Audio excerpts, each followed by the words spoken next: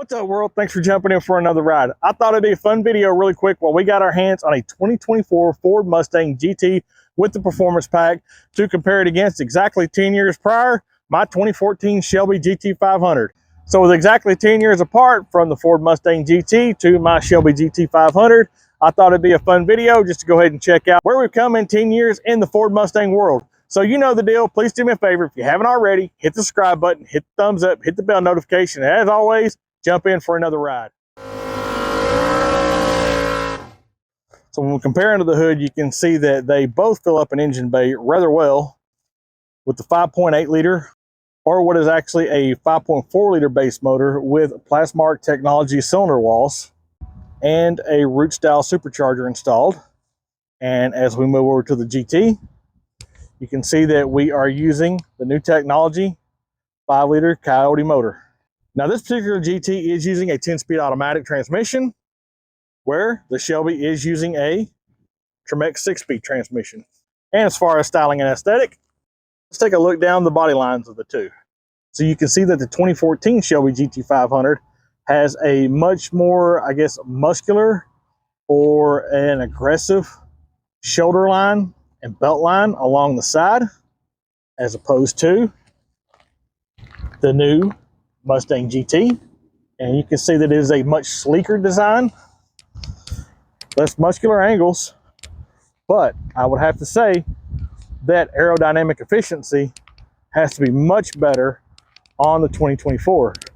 You can also see, as we circle the back,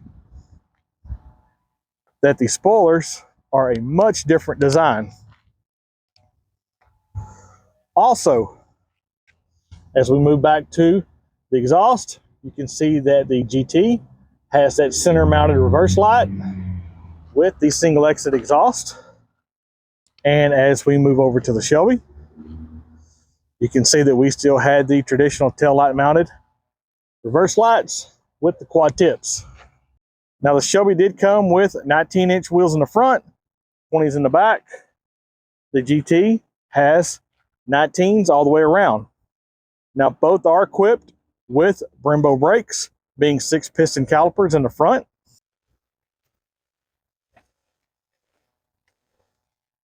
Now as we roll through, you can see that the digital tech is definitely present in the new GT.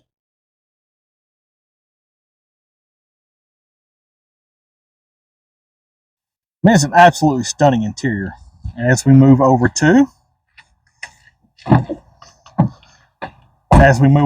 GT500, well, I have to say, we are starting to look a little dated. It's just the reality. You can see that the dash is dramatically different. And we do still have that manual 6-speed in the middle.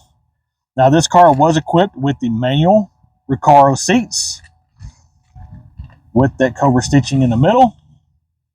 One of the things that I have to say is completely different about these cars is the interior comfort.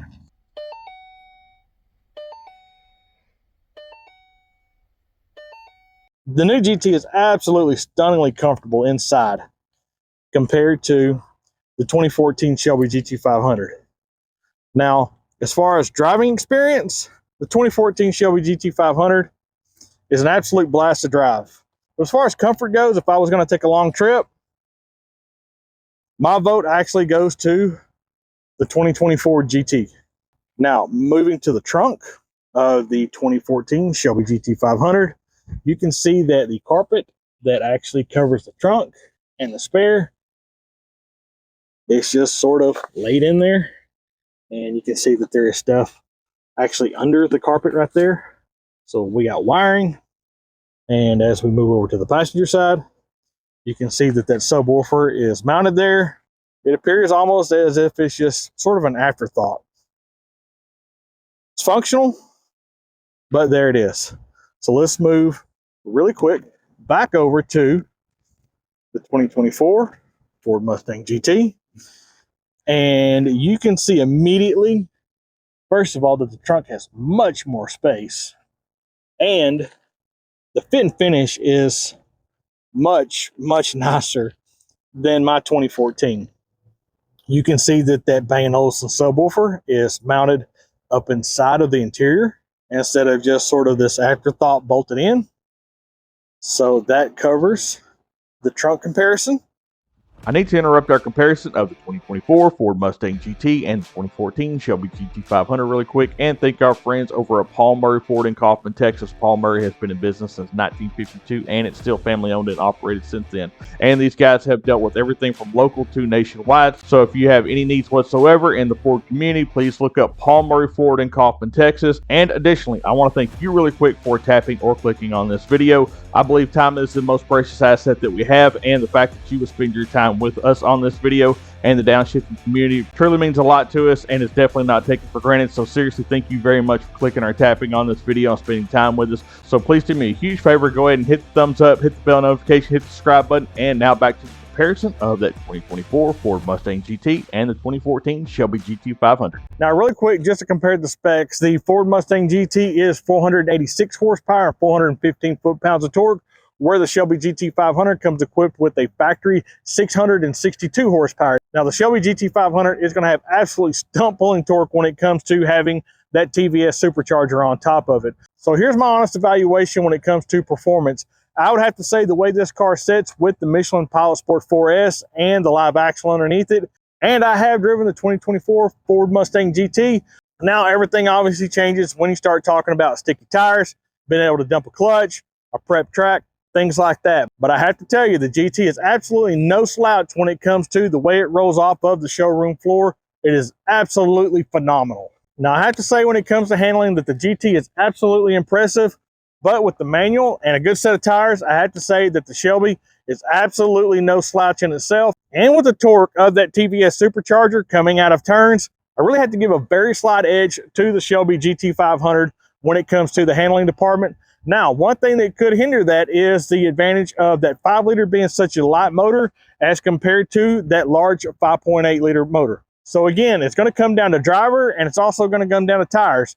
Now, also in that department that it can be a huge variable when it comes to handling is the fact that our particular test GT has an automatic in it. That's a huge factor when it comes to some sort of road course or autocross driving.